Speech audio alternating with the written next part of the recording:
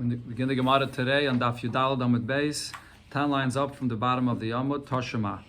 The Gemara here is discussing the opinion of Shmuel regarding a person that buys a property, and then it turns out that it was a stolen property, and he has to be reimbursed for this whole thing. He has to give it back to the original owner. But Shmuel here was machadish that he gets reimbursed. He gets his money back for what he paid for this karka.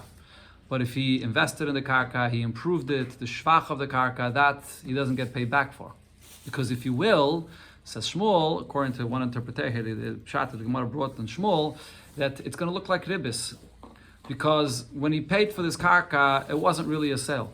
We see now that this whole thing was nothing. There was no sale here, b'chlal. Elamai, this seller, so to speak, which is really a gazlan, took the money from you, and now he gives it back to you. So it's like a loan. He's taking the money and he gives you back money. So if he gives you back more than the money that he took from you, plus shvach, it's going to look like ribis. And therefore, Chachamim or Mesaken not to pay back the shvach. That was the halach of Shmuel. The Gemara before brought a Mishnah in Masechta Gittin as a question on Shmuel. Here brings a Braisa that's related to that Mishnah. That will be a question on what Shmuel said. Let's see. Toshema, the Braisa says, La'achilas peiris keitzad. The halacha of a person that has a property that's confiscated from him, and there are fruits in the property as well that were confiscated from him, and he wants to be reimbursed for these fruits. So it said there in the Mishnah that was quoted before that when he gets reimbursed for these fruits, he could only collect from nechasim b'nei chayrim, from properties that are in the possession of that person that he's collecting from, not from a shubadim. So the Braisa spells out, what is this case of achilas peiris? A person stole a property from his friend. And now it's being taken away from him. It's being returned to the owner.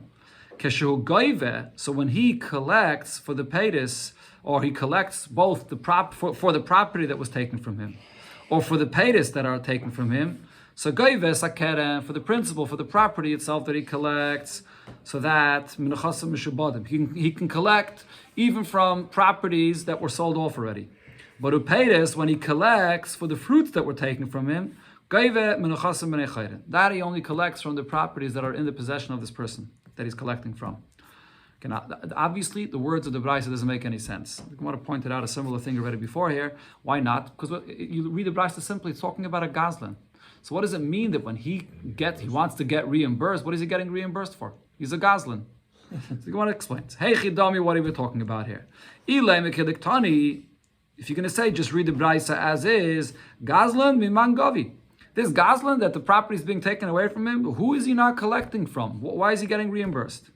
El alav. So don't you think we must say that the pshat in the Braisa is as follows? The person stole a property from his friend.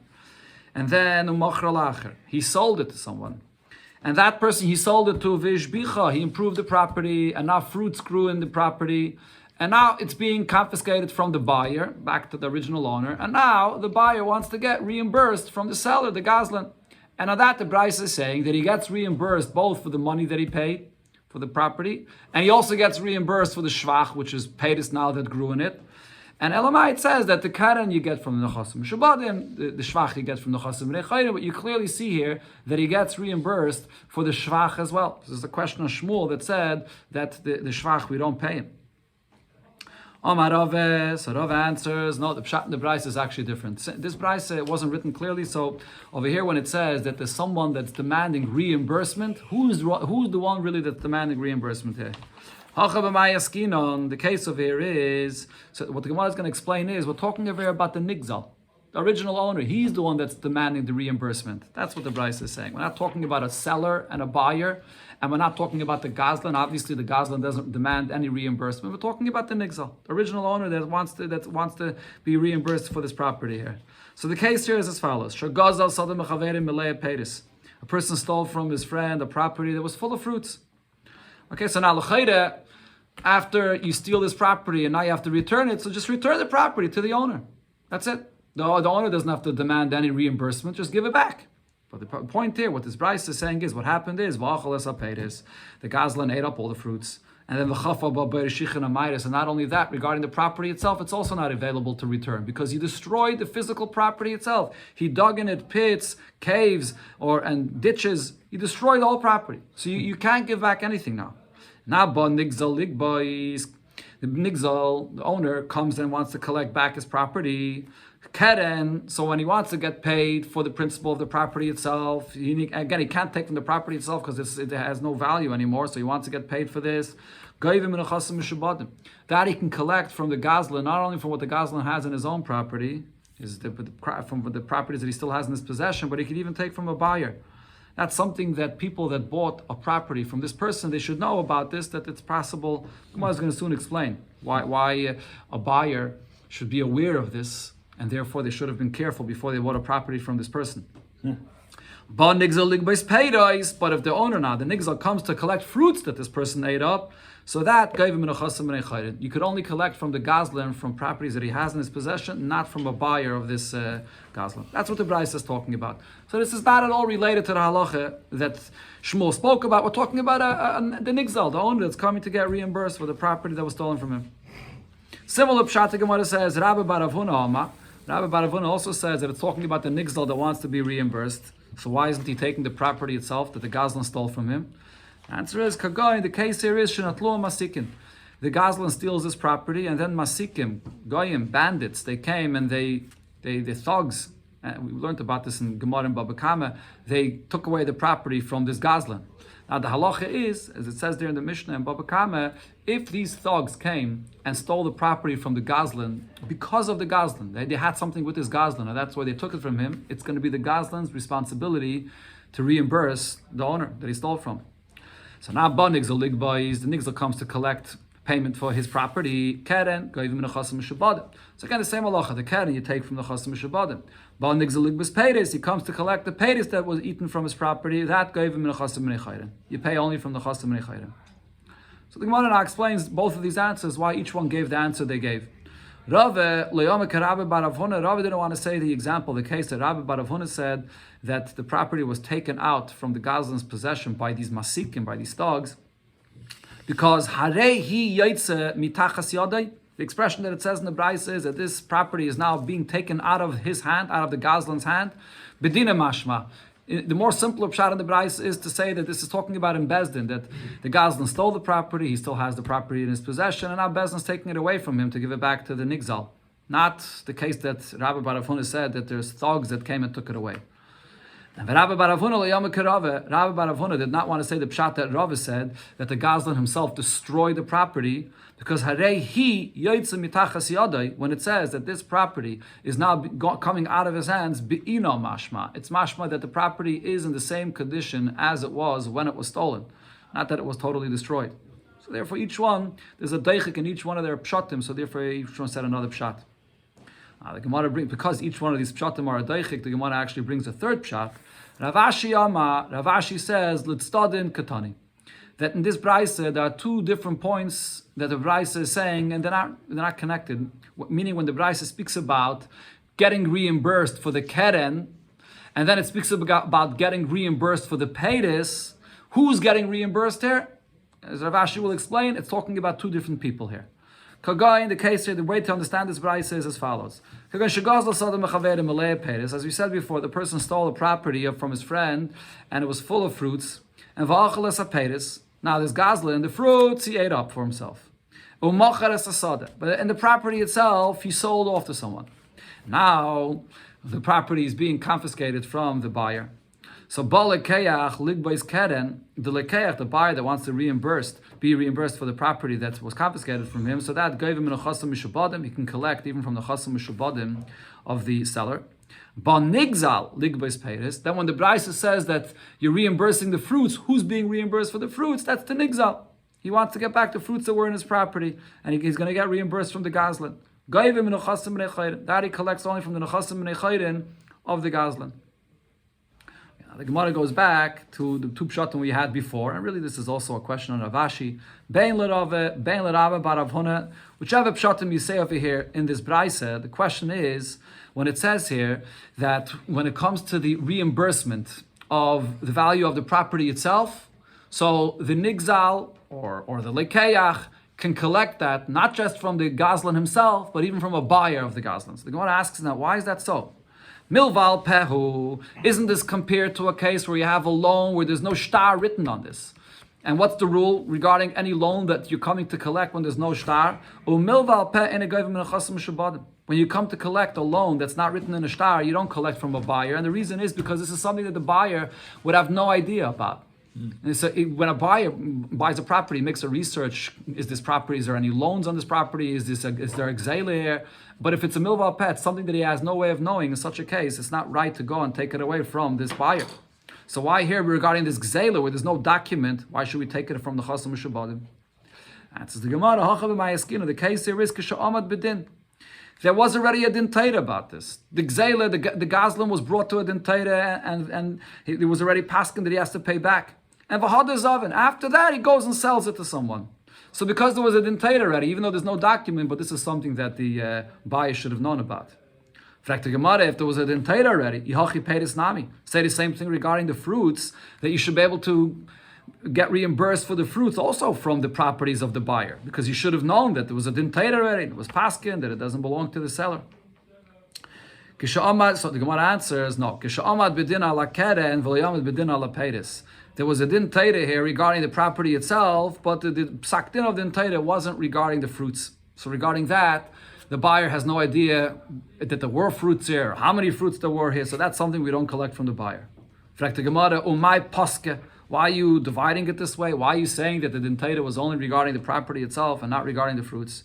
So the Gemara answers because that it's common that this is the way it happens. Stam with the milsa usually kitove inish when a nigzal, the owner here, is demanding back his property, karne tova beresha. The keren, the property itself, that's what he wants back in the beginning, and that's what he takes the gazlan to a din Torah for. And then after he gets that, then he deals with the peiris. The peiris is not so clear exactly how many peiris there were there. It's more complicated to figure out exactly how many peiris the gazlan owes. So therefore, that was the case of the Braisa. That first there was the din Torah on the keren, and there was no din Torah on the peiris. And therefore, you pay back the keren from mishabadim, but not the peiris. Didn't he sell the peiris after the din Torah? Again? Didn't he sell the peiris after? But there was no din Torah on the peiris. So regarding the peiris, the buyer has no idea about the fact that there were peiris here, or how many peiris there were there, because there was no din Torah yet about any peiris. So that's something the buyer can't expect or know about. So therefore we don't get reimbursed from a buyer. Okay, now the Gemara goes back to the halacha itself that Shmuel said. Again, the halacha Shmuel said is, a person that buys a property, it turns out it was stolen, so the money that he pays for it, he gets reimbursed, but the shvach, whatever he improved in the karka, that he doesn't get paid, because it could look like ribis. So the Gemara asks on this, V'sava Shmuel, does Shmuel hold lekeach migazlan lesle shvacha? You buy a property and it turns out it was stolen, so you do not get reimbursed for the shvach, for what you improved there in this karka. But we have another statement that Shmuel said that seems to say the opposite. Shmuel said to Rav Chinana Bashilas, and Rashi says he was a sefer, he was a scribe, he used to write the documents by sales. And he told him, Imlach, you should consult with the seller, Uksoiv, and then you should write into the shtar that when you're selling a property, shufra, that the buyer, if the property will get confiscated from him, he'll get reimbursed from you, from the seller, shufra, with the best property, and shvacha. And also, whatever he invests, whatever he improves in the property, he'll also get reimbursed. And upedi, the fruits that he had in this property because of what he invested here, and that gets confiscated, he'll also get reimbursed from this. So we see it clearly that he's saying that you write all these things into the document that the buyer gets reimbursed for all this. Okay, so now the Gemara will try to say here, maybe this is not talking about a document of a sale. Maybe it's talking about a loan. That when a property gets confiscated because of a loan, then you get reimbursed with all these things. So b'mai, what are we talking about? If you'd want to say that it's talking about a property that got confiscated because of a loan, that can't be. Because mi isle peri. A Baal Chayv that comes to collect the property and he goes to the buyer, he could collect the property itself, but the fruits in the property he doesn't get it all. Because Shmuel said, Baal Chayv goyves shvach. A Baal Chayv that comes to confiscate a property, he takes the property, including the shvach, including the improvements of the property. Shvachin, he only takes the property with what was improved here. Aval paid his loy, but the fruits of the property he doesn't get. So this statement over here that Shmuel told Rav Chinana Bashilas how to write the document is not talking about a case where there's a loan and you're confiscating the property for the loan. So elalav b'likeach megazlen. So this must be a case of a buyer, a seller, and over here it turns out that it was stolen, and here you're getting reimbursed for this property, including for the shvach and the peiris. So this is a question that Shmuel himself over here is saying that you do get reimbursed for this. Okay, so the Gemara is going to give her two answers to explain that there are certain cases where Shmuel holds that you do reimburse even for the shvach. Rav Yosef, so Rav Yosef says, what is it talking about over here? The seller, when he's reimbursing you, he's not giving you back money. He's giving you back a piece of karka as well. In such a case, there's no concern that it looks like ribis. Ribis is when you pay money and you pay extra more than the money the buyer gave money. The seller gives back money when it turns out that it was stolen. So if you give extra money, it would look like ribis. But since he's giving you back a piece of karka, even if he gives you extra money, it doesn't look like ribis in this case. The Gemara asks on this why. Why does it not look like ribis? In fact, the Gemara... Second, we're over here. Amalei Abaye, so Abaye asks on this. How about when it comes to something which is more mamish like ribis? When a person borrows a saw b'saw, what this is talking about is you borrow a certain amount of wheat. So the halacha is you can't return that same amount of wheat for this loan because the value of the wheat could be different than when you borrowed it. You borrowed the wheat, it was worth $50, now the wheat is worth $60, the same amount. So when you return the same amount of wheat, comes out that you gave back ribis. So now, karka, if you're paying back the value of that wheat in the place where you have karka, you're paying back with karka. Over here, are you going to say that there's no ribis because you're giving back karka? By ribis, you don't say such a thing, that because you're giving back with karka, so therefore there's no issue of ribis. So why over here we're saying that this is not a problem? Amalei, so Rav Yosef answered, Hasam halva. Over there we're talking takim mamish about a loan, where there's an actual inyan of ribis. So therefore over there, even if you pay back with karka, there's a problem. Hacha zvini. Over here this is a sale. This is not really ribis. This just looks like ribis. People can mistake it for ribis. So because it's just gzeirim d'Rabbanan, so the gzeirim d'Rabbanan that it looks like ribis is only if you gave money and you're getting back money and an additional money, then we say it looks like ribis. But if you're getting back a piece of karka, it sort of looks like, oh, this is sort of part of the sale here. You got one piece of karka, it turns out it wasn't good, so you're getting another piece of karka. So over here, if you're getting a piece of karka with money, it doesn't look like ribis anymore. That's one pshat. Another pshat, when Shmuel is maide, ikid the amri, others say, Amr Rav Yosef explained, and in this case where Shmuel says that you do get paid back for the shvach, and there's no issue of ribis, kagayin shekanu miyadai. It's when there was a deal made in the beginning. Like over here, Shmuel says, if you consult with the seller and you make a deal in the beginning, that if the property is going to get confiscated from you, I'm going to reimburse you the money and the shvach. In such a case, you see clearly that this is part of the deal of the sale. So over here, there's no issue of it looking like ribis. So again, the Gemara clarifies this. So Abaye says, how about by something that's more like ribis itself, by a loan?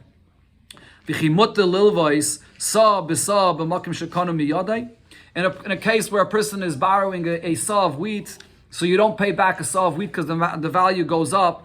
So in a case where you make a deal in the beginning that I'm going to pay you back more, is it mutter? By ribis, there's no such a thing. Obviously, but by ribis, you make up before. That's exactly what ribis is. So why over here are we saying that the fact that kanu miyada in advance, it's okay? So again, the Gemara explains it's not. You can't compare it to a regular loan. Hasam alva, by a loan. So it's ribis. So over there, even if you make a kinyan before, doesn't make a difference. The hachazvini over here, though, it's a sale. It's just that it looks like ribis when you pay back more. But if you make a kinyan in advance, so then it's clear that this is a deal, part of the sale, that you're going to pay back this amount and has nothing to do with the loan. So therefore, it's not ribis. Okay, now the Gemara goes back to something that we mentioned before, that Shmuel said. Another detail here. Gufa, so bringing back the statement before itself that Shmuel said. Shmuel says regarding a Bal Chayv that's coming to collect his loan, and he's going to collect from a buyer. So he says Bal Chayv goyves hashvach. He doesn't only collect the property itself that was sold, but he also collects now the improvements that this buyer invested in this property. Okay, this is a big chiddush because the buyer could say, look, I invested my money into this property. So your loan, that you have a lien on this property from the seller, the property itself, but the investments and the improvements in the property, why should you collect that from me? But Shmuel says no, he collects even the shvach as well. Amar Rava. So Rava says, Teda, I'll prove this to you from the language that's written in a document that was the minig in those times. This is the language that they wrote into the document by a loan. Shekach, or by a sale, that is. Shekach kaisav le meichel lekeach. This is what the meicher, when he sells a property, so in the document, you write for the buyer as follows. Ano ekim, I will get up, va'ashvi, and I will quiet down any issue, va'adaki, I will clear out any issue, va'amoreg zvini, Elaine, and I will totally take care of this sale here. Inon, and that's the property itself that you're buying. Va'amalein ushvachein, and whatever work you put into it, and whatever improvement you put into the property. Ve'ekim kadamach v'tzavi zvina denon. I will stand there for you, and I will clear out. I will take care of this purchase. And the kabbalah alohi, I'm accepting this upon myself. So this is the nusach that the meicher writes to the lekech. So you clearly see that the meicher is taking responsibility not only for the property itself being confiscated, but even for any improvements that the buyer invests in the property that also can be confiscated. So it must be that the Bal Chayv has a right to confiscate it all, and therefore he's taking responsibility for this. What's confiscated? It's a malva. It's a milva. Yeah. Not confiscated. Taking back whatever. Okay, but whatever the worth is.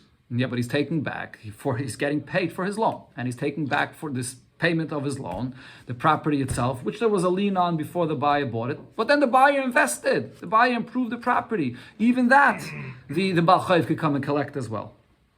Yeah. Okay. It's a money amount. And he's taking the property itself, though. He's taking the property with the investments, with the shvach that's in it. Amalei Rav Chia bar Ravin le Rava. So Rav Chia bar Ravin says to Rava, Ela mayata. If so, you bring me a raya over here, benigay to a sale. This is the nusach that you write in the shtar by a buyer and a seller. Matana lekos of lehachi. In a case where you get a gift, so the person that's giving the gift doesn't write all of this, that he's going to take responsibility for the recipient of the gift. So hachanami de leitar of shvacha. Are you going to say that over there, because we don't have such a kind of shtar, in such a case, the Bal Chayv cannot collect the shvach from this property? Amaleyin. So Rava said, yeah, by a place where you receive a gift, the Bal Chayv comes and collects his loan from this gift, but he can't take the shvach. If the person that received the gift invested in it and it was mashbiach the karka, that Bal Chayv does not collect. So the Gemara asks, why not? Should a gift be any better than in a case of a sale? He's not even paying for it. Why should we say a gift is any better than a sale? By a sale, the Bal Chayv collects the whole thing with the shvach, and by a matana not. Amalei, so Rav answers, yes, yafa v'yafa. Regarding this detail, we say that in a gift, it ends up being better for the one that receives the gift. And the reason is because by a person that buys the property, when you buy a property, you paid for it. So over here, you're getting reimbursed when the Bal Chayv is confiscating it from you. But by a place where you're receiving a gift and you invested now and you improved this property, you're not getting reimbursed at all. You didn't pay for it. It's just a matana. So if you're not getting reimbursed at all, in such a case, the Bal Chayv has the right just to take that property itself that was a lien on. But the shvach, he doesn't have any right to come and collect from you. So there's a certain advantage over here that you have in a case of a matana. Dr. Gemara Omer Rav Nachman says, here we have a brayse that's a proof for Shmuel's opinion. But as we'll see, Rav Huna, he explained this brayse about a different case, and therefore it won't be a proof for Shmuel. What does it say in the brayse? The Tanya, you sell a property to your friend, it's being taken away from the buyer. So now, when the buyer now wants to be reimbursed for this, and he collects, the keren that he wants to be reimbursed from the seller, that he gets even from the chasim mishabadim, and the shvach, and the shvach that he wants to be reimbursed for, that he could only take from the chasim nechayim. We had this halacha already before on Daf Yudalet. So now, the simple pshat of this brayse is, it's speaking about a case, why was this property taken away from the buyer? Because of a chayv. So it says it clearly that the Bal Chayv could come and collect the karka together with the shvach, like Shmuel said. However, Rav Huna, our friend, he says that this price is not speaking a case of a Bal Chayv, rather speaking about a case where a person bought a property and it turned out that it was stolen, and now the original owner is coming to take it back. That's a case where the original owner can take back the whole property, including the shvach. because you were mashbiach my karka.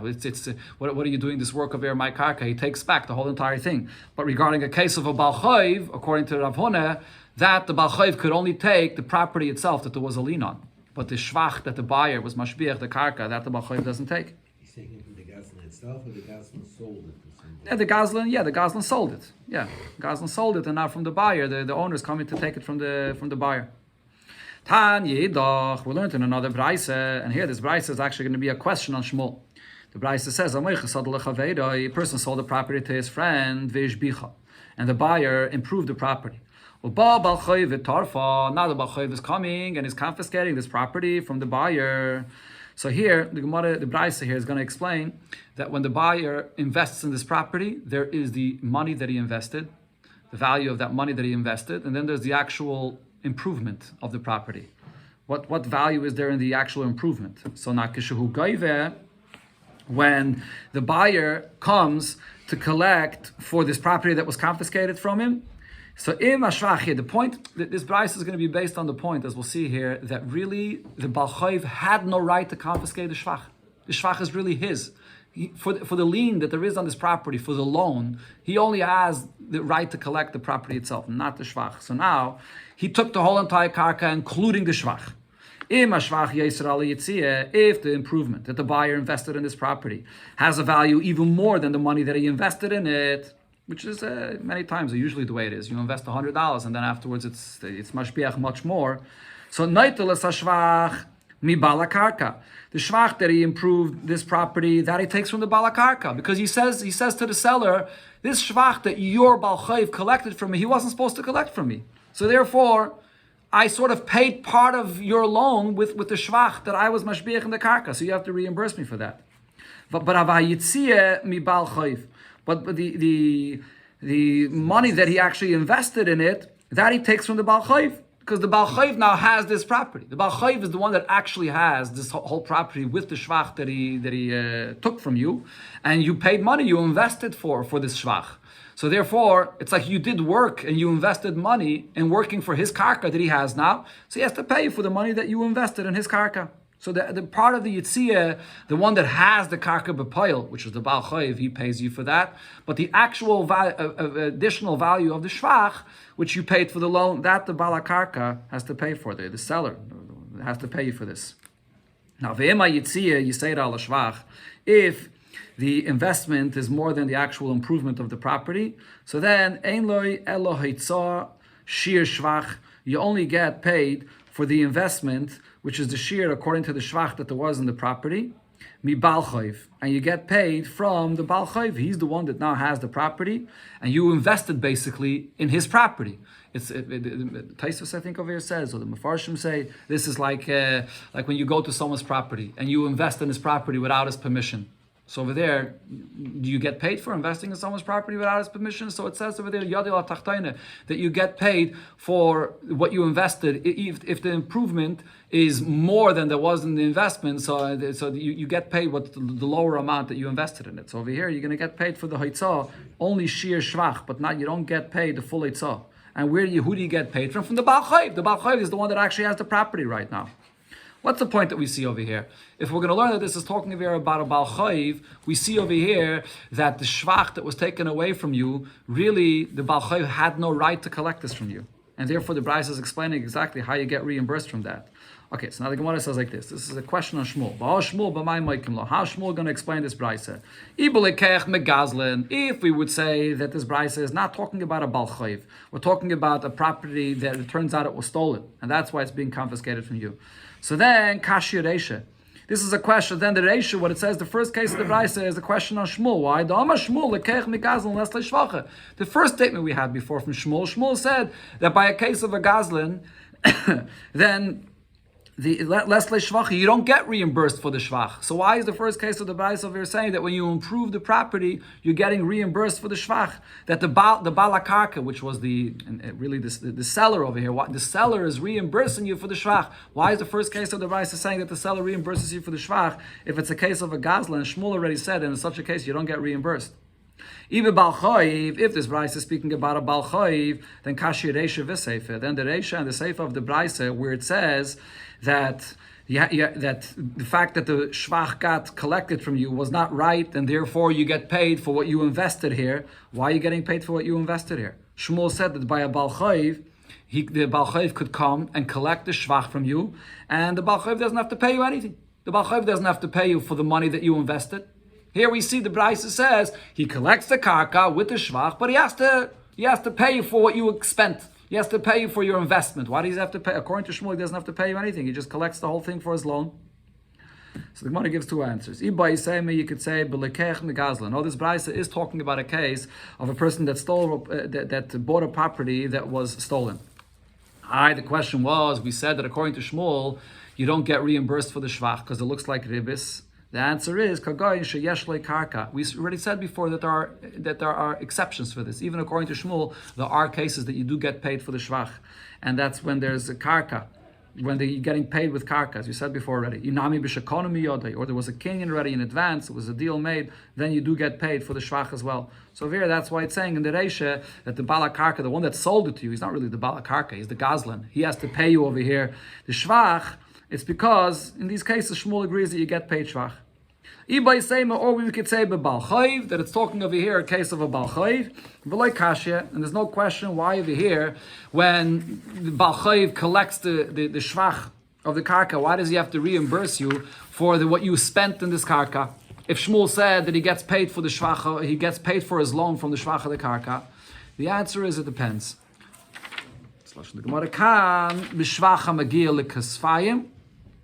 Over here, when it says that he has to reimburse you for the shvach that he took away from you, that's because it's talking about that you improved, you invested in the karka, and there's the tvua that's growing, and the tvua is so high that it reaches up to the person's shoulders. And therefore, it's something which is almost like not connected to the karka anymore. It's not mamish like peitis, which are completely ripe, because peitis that are completely ripe, a Baal Chayv can't collect. But it's peitis which are basically almost ripe, and therefore something like this, even if the Baal Chayv could take it, he has to reimburse, he has to pay you for your investment that you invested to produce all of this. However, if you improve the karka and it begins growing, but it's still not almost ripe, it's just beginning to grow, that's something that the Baal Chayv can take, and he does not have to reimburse you for the money that you spent, the investment. That's the distinction here. But the Gemara asks on this can't be true, because it happens every single day. We know that Shmuel allows the Baal Chayv to collect the loan, and he allows him to take the whole karka with the produce that's growing there, even if it's almost ripe, it's up to the shoulders, and he doesn't demand the Baal Chayv to come and reimburse for the investment. So we can't make this distinction. So the Gemara answers, like Kashya, there's no question. The masik bei kishir arya aro shvacha. In a case where the loan itself has the value of what this karka is, plus the shvach of the karka, because that's the value of the loan. So therefore, Shmuel says you can collect it all. The masik bei el kishir ara. But over here, though, if the value of the loan itself is only the amount of the value of the karka itself, so in such a case, so over here, you give him, you pay him the karka together with the shvach of the karka, but he's going to have to reimburse you for what you invested in this karka, because he took from you the shvach, which is not even the value of his loan, and you invested in this. So again, this goes back to the point I said before. If you invest in someone's karka, he has to pay you for the money that you invested in this. So the Gemara asks on this. This is a very interesting thing. The Emes Taisus points out over here, the Gemara should have immediately asked, if the loan doesn't even have the value of that shvach that there is in the karka, so then why is he taking that shvach in the first place? That's not even what his loan is. He's taking extra, more than what his loan is. Okay, but the Gemara asks a different question. The Gemara asks like this. This could make sense, according to the opinion that says, what happens in a case of a buyer, he has money, and he says to this Baal Chayv, you come here to confiscate my property because there was a lien for your loan. Leave the property in my possession. I'm going to pay you for your loan. I'll give you money instead of this karka. So there's one man that says that if the lekeach has money, he can't remove the Baal Chayv from taking his chayv from the karka. So then shaper. So then that makes sense what it says here, that the Baal Chayv comes to the karka and takes the whole karka, including the shvach. And then later, the buyer has to go to the Baal Chayv and get reimbursed for the shvach that he took from him. So it makes sense that we allow the Baal Chayv to collect it all, and then the buyer gets reimbursed. But according to another opinion that says, Ki islay zuzi lulikeach. If the buyer himself has money, matzi misalek le Baal Chayv, he can tell the Baal Chayv, you want to collect your karka, you have a lien in this karka, I have money, I'm going to pay you money.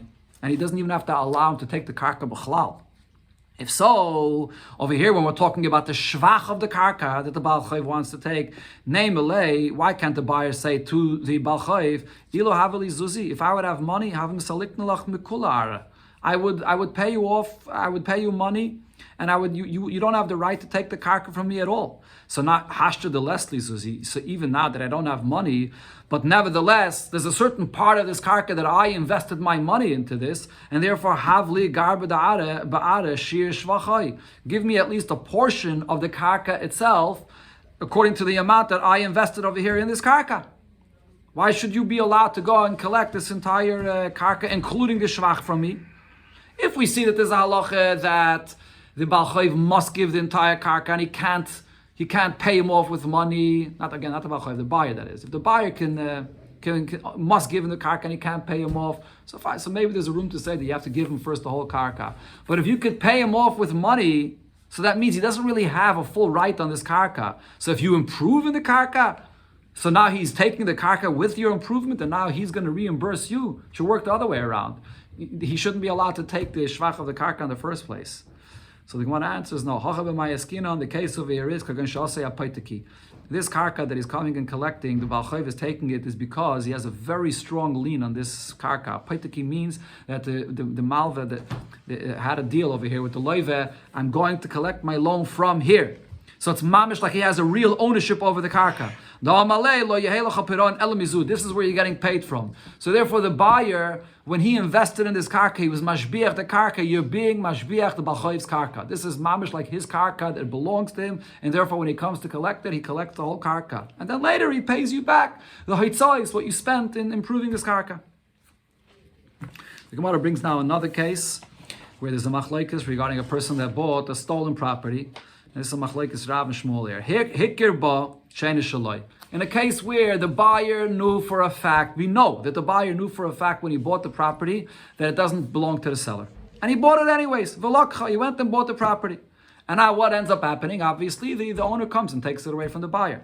So what happens with the money that he paid for this karka? Omar Rav, so Rav says, Mois yeshloi, he gets reimbursed for the money that he paid for this karka, but shvach ein loi. But anything that he improved in this karka, that he won't get paid for. Some Rishonim actually say that over here, even Rav agrees that this looks like ribbis. It's he knew that this property doesn't belong to the seller, and he paid for it, now he's getting the money back, but he doesn't get the shvach. Shmuel says, he's not going to get reimbursed even the money that he paid for this karka either. So the Gemara explains, what's the basis of their argument? Rav says like this. Again, the case here is this person knows that it's a stolen property and he's still buying it, he's still paying for it. Why is he doing this?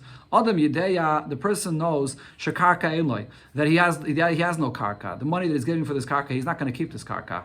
V'gama v'nasan l'shum pekadon. So the money that he's giving to the seller for this karka, he's giving it to the seller to hold on to his money for whatever while it is, and then he's going to get it back. When the property gets taken away from him by the owner, he's going to get back its money. So he gave the money to the seller like a pekadon. So therefore he gets back his money. So the Gemara asks, if that's what the intention of the buyer was, the so-called buyer, it's not really a buyer, he's just giving the money as a pekadon, why didn't he say clearly to the seller, I want you to hold on money for me? So Gemara says, he didn't do that because he figured that this seller, doesn't want to hold on to your money as a pekadon. So this is a way that you can get him to hold on to your money as a pekadon, by making believe as if you're buying his karka. So he holds on to your money for you. So after the karka gets taken away from you, you get back your money. Shmuel says, no. It's clear that the person had a different intention. Adam Yedeya shekarka einloi. This guy knows that the karka, he's not buying any karka here. So when he gave the money to the seller, the gam of v'nasan l'shum matana, he was giving it as a gift. That's what his intention was. And therefore you don't get back your money. Why didn't he clearly say, I'm giving you money as a gift? You want to give a gift? Give a gift. Answers the Gemara, milsa, because he knows it's embarrassing for this person to accept a gift, so therefore he's giving him a gift in this kind of way that it shouldn't be embarrassing for him. So after the karka is taken away from this so-called buyer, you don't get back your money because it's clear that you gave the money as a gift. You knew it was a stolen property. This same kind of machlekes that Rav and Shmuel say here, we find that they argued about this regarding another kind of case. The itmar, as we learned in the Gemara in Kiddushin, hamekadesh as achaysei. A person is Makadish's sister. Everybody knows that you can't be Makadish's sister. And he gave her money for the Kiddushin. Rav Omas, or Rav says, Mois Chayzrin. So you get back, the man gets back this money. Shmuel Ama Mois Matana. Shmuel says, no, the money you gave to your sister for this so-called Kiddushin is a gift. So again, the machlekes over there is based on the same exact point.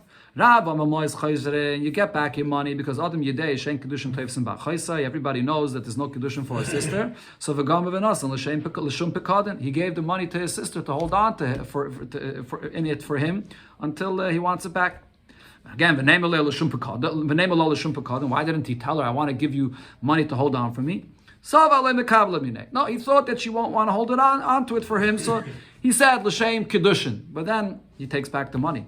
Shmuel Lama Mois Matana. No, the money is a gift. He doesn't get back the money because Adam Yedeya Shein Kiddushin Teivsin Ba'chaisa. Everybody knows there's no Kiddushin for a sister.